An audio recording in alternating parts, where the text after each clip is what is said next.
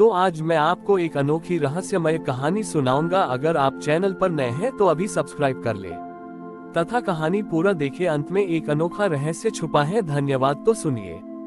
बहुत समय पहले की बात है। एक सूखाग्रस्त इलाके में भागीरथ नाम का एक कुम्हार रहता था। वह इलाका इतना बंजर था कि मिट्टी के बर्तन बनाने के लिए छोटी भी पानी कोसों दूर से लाना पड़ता था। भागीरथ बहुत गरीब था, लेकिन उसके मन में एक अनोखी लगन थी। वह मिट्टी के बर्तन बनाते समय हमेशा महादेव की स्तुति गाता था। गांव में एक बहुत पुरानी और सूखी हुई बावड़ी थी, जिसके बारे में कहा जाता था कि इसका पानी वर्षों पहले सूख चुका है। गांव के लोग वहां कूड़ा फेंकने लगे थे, लेकिन भागीरथ को विश्वास था कि महादेव की कृपा से यह धरती फिर से तृप्त हो सकती है। वह रोज सुबह उठता और कोसों दूर से 2 घड़े पानी भर कर लाता। एक घड़ा वह अपने परिवार के लिए रखता और दूसरा घड़ा वह उस सूखी बावड़ी के पास रखे एक पुराने पत्थर के शिवलिंग पर चढ़ा देता। गांव वाले उसका मजाक उड़ाते थे। वे कहते, भागीरथ तू पागल है, जो पानी तुझे खुद पीना चाहिए उसे तू इस सूखे पत्थर पर बहा देता है। इससे न तो ये पत्थर पिघलेगा और न ही यह बावड़ी भरेगी। भागीरथ बस शांत भाव से उत्तर देता, मैं पानी नहीं चढ़ाता, मैं अपनी आशा अर्पित करता हूँ।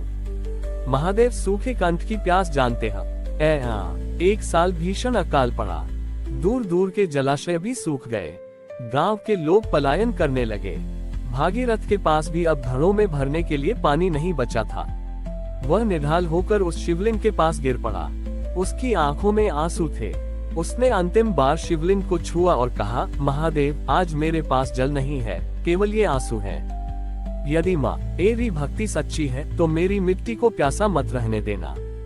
उसी रात मरुस्थल की उस सूखी जमीन पर बिजली कड़की। काले बादल उमड़ आए, लेकिन बारिश नहीं हुई।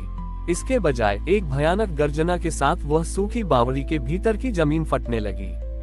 गांव वालों ने देखा कि शिवलिंग के चरणों से दूधिया सफेद रंग का पानी धीरे धीरे बड़े उठ रहा है।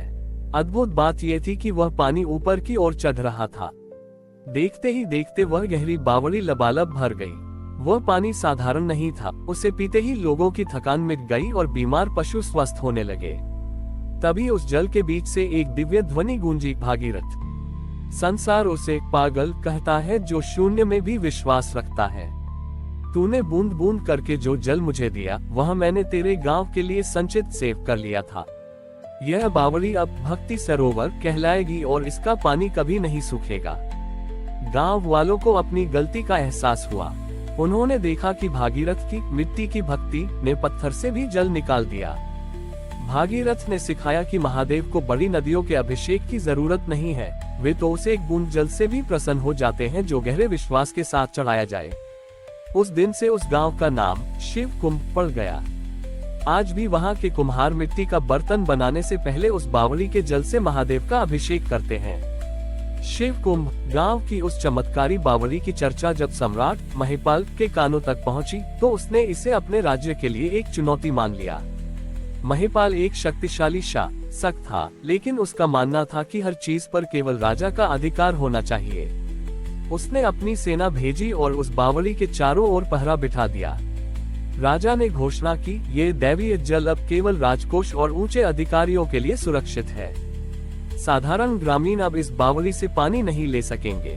भागीरथ ने राजा के सामने जाकर प्रार्थना की, महाराज, महादेव का प्रसाद सबको तृप्त करने के लिए होता है, इसे बांधने की कोशिश न करें। लेकिन राजा ने भागीरथ को अपमानित कर बाहर निकाल दिया। अगली सुबह जब राजा के सेवक पानी भरने बावड़ी पर पहुंचे, तो वे चीखते हुए वापस आए। बावड़ी का वह शीतल और मीठा जल रातों रात पत्थर में बदल गया था। वह द्रव नहीं रहा, बल्कि कांच की तरह ठोस हो गया था।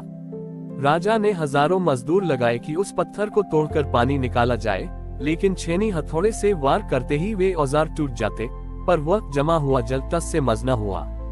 पूरा राज्य प्यास से त्राही त्राही करने लगा।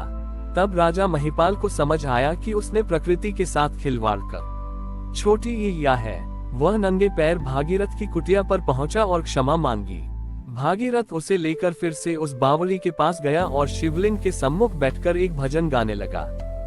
भागीरथ ने राजा से कहा, महाराज, जब तक मन में मेरा भाव रहेगा, महादेव की कृपा पत्थर बनी रहेगी। जिस पल आप इसे सबका मान लेंगे, ये फिर से बहने लगेगी। राजा ने वहीं खड़े होकर संकल्प लिया कि वह पूरे राज्य में कुएं खुदवाएगा और जल संरक्षण को ही अपना धर्म बनाएगा। जैसे ही राजा का अहंकार झुका, वह जमा हुआ पत्थर फिर से पिघलने लगा।